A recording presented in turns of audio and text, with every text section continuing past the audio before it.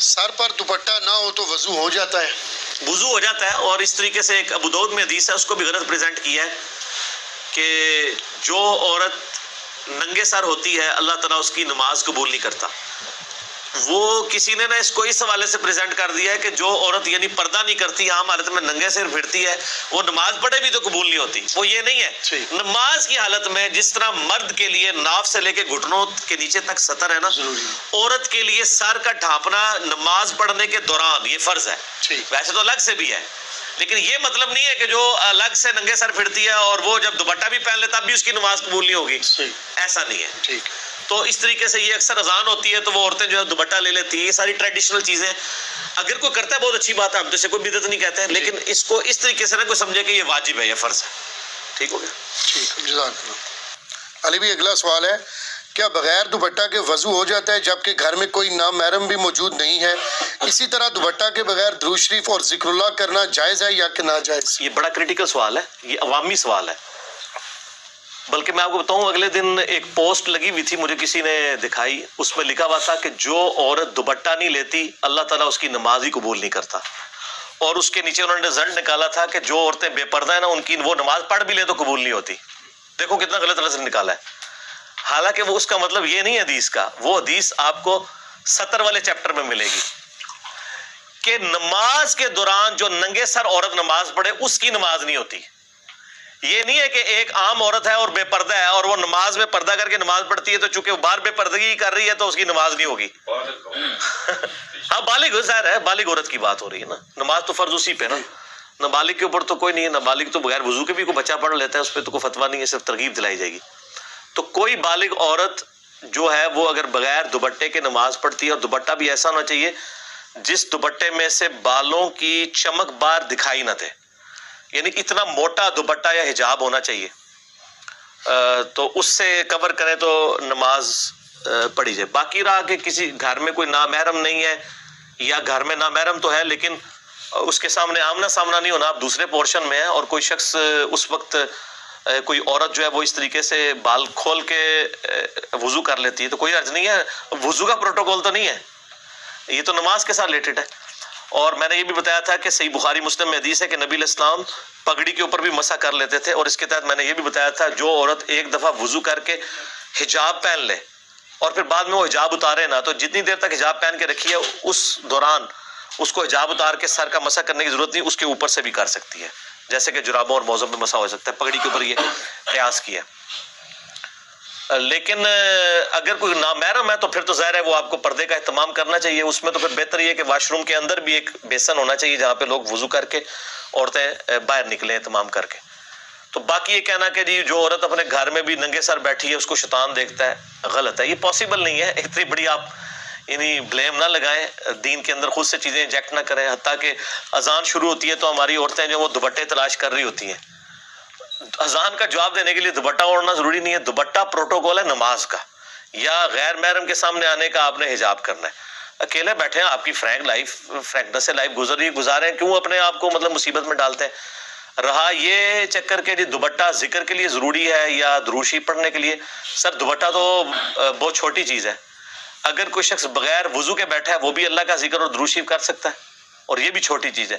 اگر کسی شخص کے اوپر غسل فرض ہے وہ بھی اللہ کا ذکر اور درود شریف پڑھ سکتا ہے حالت جنابت میں۔ صحیح مسلم میں حدیث ہے، جنابت والے چیپٹر میں اما عائشہ سے پوچھا گیا کہ نبی علیہ السلام جو ہے وہ کیا اس حالت میں بھی اللہ کا ذکر کرتے تھے؟ انہوں نے کہا نبی علیہ السلام ہر حال میں اللہ کا ذکر کیا کرتے تھے، چاہے آپ جنبی بھی ہوں۔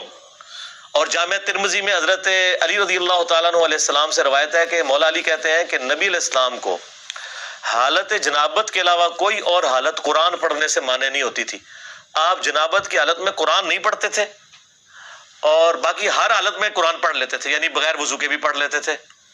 اور اس سے یہ بھی پتہ چلا کہ حالت جنابت میں صرف قرآن کی ممانعت ہے، باقی چیزوں کی ممانعت ہی کوئی نہیں ہے، کیونکہ انہوں نے قرآن کا ذکر کیا۔ سر ذکر تو اس کا تو کوئی پروٹوکول ہی نہیں ہے، الذین یذکرون اللہ قیاما وقعودا وعلی جنوبہم، اٹھتے بیٹھتے چلتے پھرتے آپ نے اللہ کو یاد کرنا ہے سر، تو اس میں کوئی پروٹوکول نہیں ہے کہ آپ نے جو ہے وہ بغیر یعنی وضو کے نہیں کر سکتے، یا یہ اور پھر اس میں وہ کہہ رہے ہوتے ہیں دیکھیں جی وہ اللہ کا ذکر بڑی بلند چیز ہے، آپ کو خوشبو لگا کے وضو کر، سر یہ ساری چیزیں آپ نے، اور اس میں عرض کر دوں جی سر سب سے گرم ذکر ہے جو لا الہ الا اللہ. جی آپ نے بتایا ہوا نا سر، ہم آپ کو ہی بتاتے ہیں. سب سے جلالی ذکر کون سا ہے؟ لا الہ الا انت سبحانک انی کنت من الظالمین. تو سر یہ کسی عطر فروش کی دکان پہ پڑا گیا تھا ذکر؟ کہاں پڑا گیا تھا؟ مچھلی کے پیٹ میں خوشبو ہوتی ہے. سب سے زیادہ تعفن، سب سے زیادہ بدبو کہاں ہوتی ہے؟ میدے میں، وہیں سے نکلتی ہے نا. تو سر سب سے زیادہ گرم ذکر جس کو آپ اگربتیاں جلا جلا کے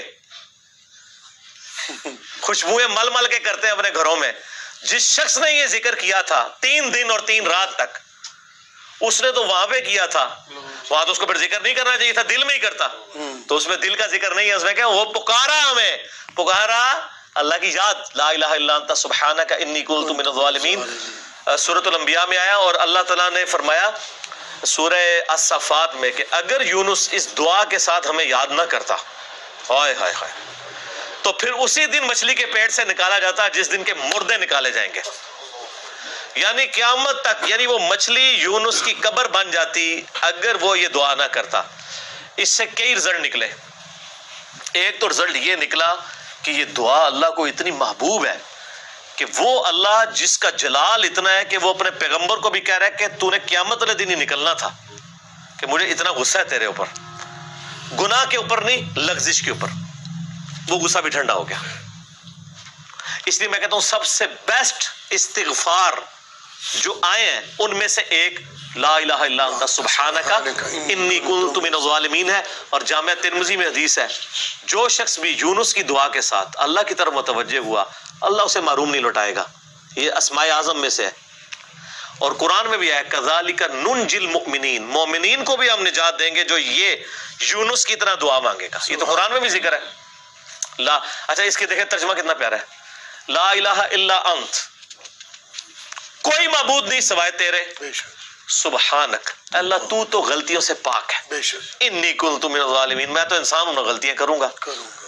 یار اس سے بہتر انداز ہو سکتا ہے کوئی نہیں کہ یا اللہ تو غلطی اس لیے نہیں کرتا کہ تو پاک ہے.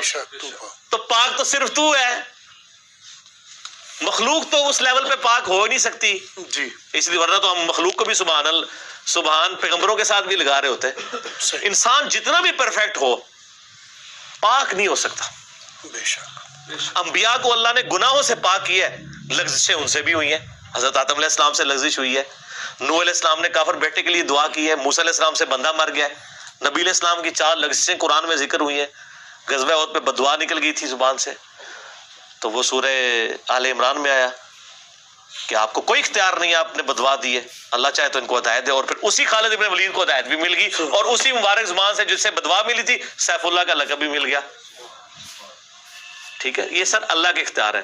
پرفیکٹ صرف گاڈ ہے، بے شک اس کی کوئی مخلوق بھی پرفیکشن میں اس لیول پہ نہیں جا سکتی. مخلوق کی، یہ اللہ کا نقص نہیں ہے بلکہ مخلوق کا نقص ہے کہ جو مخلوق ہوگا نا وہ پرفیکٹ نہیں ہو سکتا.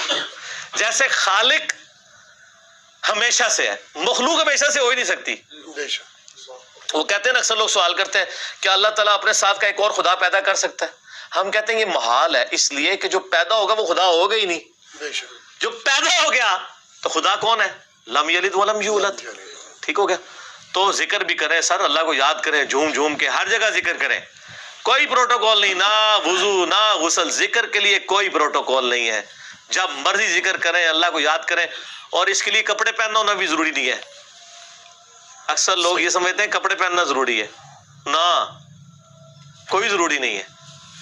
بعض اوقات بندہ وضو کے لیے اندر چلا جاتا ہے، غسل کے لیے یا غسل کرتے ہوئے تو لوگ بسم اللہ نہیں پڑھتے ہیں، کپڑے پہن کے پھر بسم اللہ پڑھتے ہیں. سر اللہ اور بندے کا کون سا پردہ ہے؟ ٹھیک ہے، آپ کر سکتے ہیں ذکر اللہ. یار اللہ تو قرآن فرماتا ہے سورہ نجم میں کہ میں تو تمہیں اس وقت سے جانتا ہوں جب تم ماں کے پیٹ میں ایک جنین تھے، تم نطفے تھے. تو مت کہو اپنے آپ کو پاکیزہ، وہ جانتا ہے کہ تم میں سے کون کتنا متقی ہے. ٹھیک ہے نا. تو اللہ سے میرا کون سا پردہ ہے؟ سر یہ ذکر اتنی بڑی دولت ہے کہ اسی لیے اللہ تعالیٰ قرآن پاک میں بھی فرماتا ہے نا کہ جب میدان جنگ میں تم ہو تو نماز خوف ادا کرو، اور پھر جب ریلیکس ہو پھر خوب اللہ کو یاد کرو. سبحان اللہ کا جو ذکر ہے نا سر، یہ جس پروٹوکولز جتنے یہ کمٹمنٹ سے ہو سکتا ہے نا، اور کوئی چیز نہیں ہو سکتی. اور وہ پھر دل سے نکلتی ہے وہ بات. یہ ذکر بہت بڑی نعمت ہے.